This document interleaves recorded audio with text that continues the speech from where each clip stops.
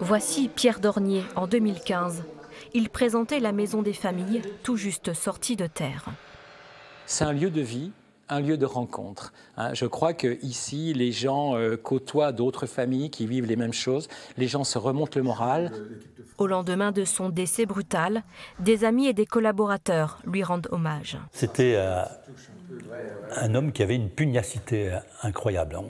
Si vous voulez, il s'avouait jamais vaincu. Et moi, je retiens, c'était une amitié, moi je vous dis, depuis plus de 40 ans. C'était un rassembleur d'hommes, un vrai manager. Je dirais, autant dans son entreprise personnelle, les minoteries Dornier, que dans ses actions d'intérêt général.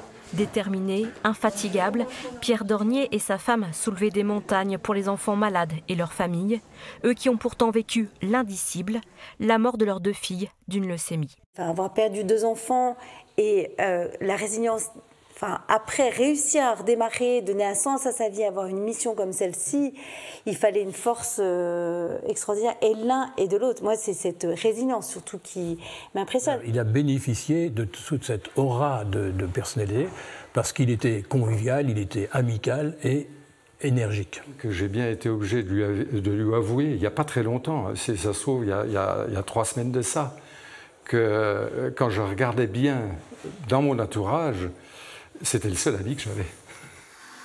Les obsèques de Pierre Dornier seront célébrées samedi à 14h30 à l'église de Bian-les-Usiers.